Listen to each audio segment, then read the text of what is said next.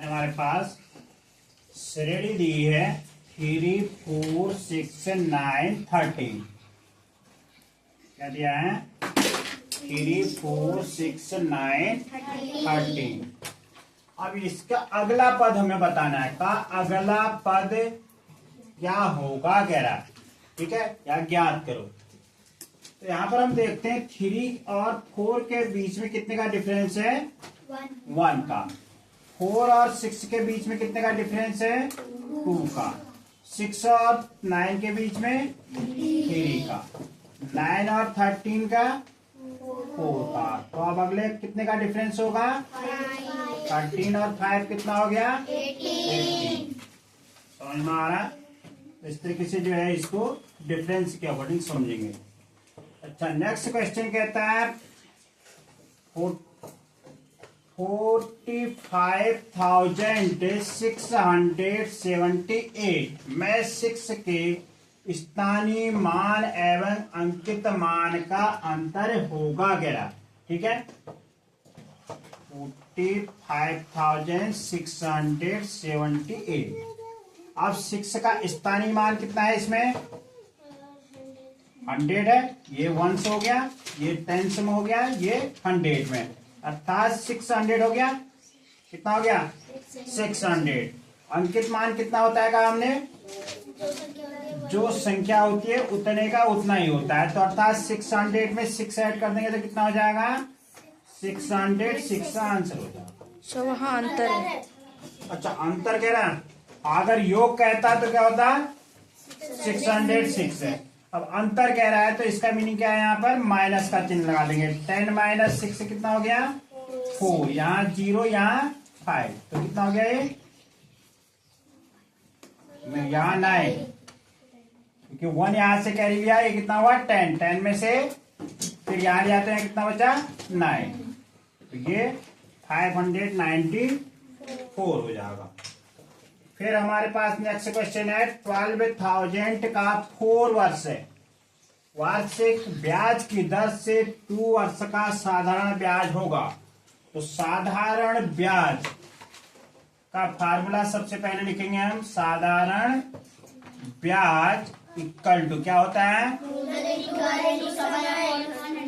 मूलधन इंटू दर इंटू समय अपॉन 100।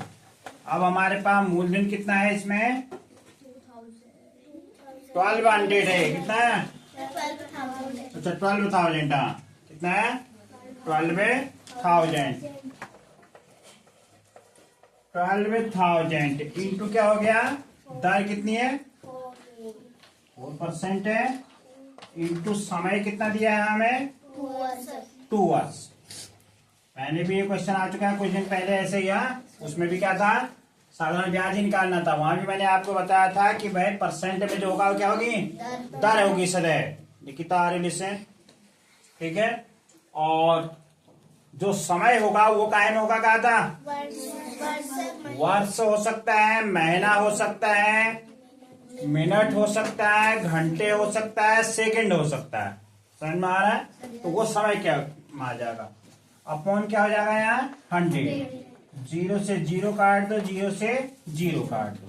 अब हमारे पास रह जाएगा इक्वल टू 120 इंटू 4 इंटू 2। यही तो बचा।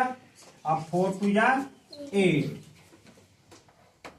120 इंटू 8 कर दो इसको, ठीक है।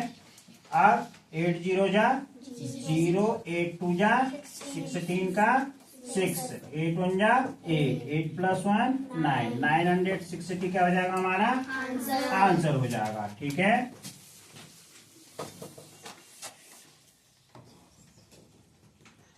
अब नेक्स्ट क्वेश्चन कहता है 16, 80 और 48 का लॉस ऑफ एलसीएम है। क्या है?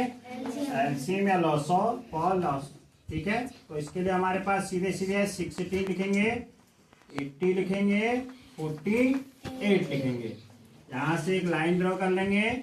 अब क्या करेंगे? हम ऐसी संख्या ढूंढते हैं जिससे ये डिवाइड हो।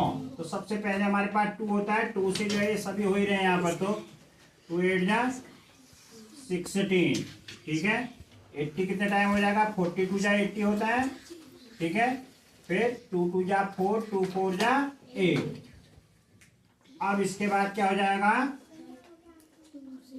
फिर 2 से डिवाइड हो रहे हैं, 2 4 जा 8, 2 से 40, 22 जा 40 होता है ना, तो 20, फिर 12 2 जा 24, फिर 2 से हो रहा है, 2 2 जा 4, 2 10 जा 20, 2 6 जा 12, फिर 2 से होता है, 2 1 जा 2, 2 5 जा 10, 2 3 जा 6। अब 2 से डिवाइड नहीं होगा। अब इसके बाद 3 को ले लो पहले, 1 5 ऐसे ही लिख देंगे, 3 1 जा 3, फिर क्या हो जाएगा, यहाँ 5 आ जाएगा, 1 5 1 जा 5 1। सबके नीचे क्या लाना है, हमने 1 लाना है। 1 आ गया तो हमारा ये जो है पूरा डिवाइडेशन का कार्य हो गया। अब क्या करना है, हमने इनको मल्टीप्लाई कर देना है, 2 इंटू 2 इंटू 2 इंटू 2, फिर इंटू 3 इंटू 5। कितने 2 हैं यहाँ, 1 2 3 4, हमने लिखे हैं 1 2 3 4, ठीक है, 1 3 1 5। अब 2 2 जा 4, 2 जा 8, 2 जा 16, 16 3 जा 48, इतना तो आता ही है हमें, इंटू 5 कर देंगे, ठीक है।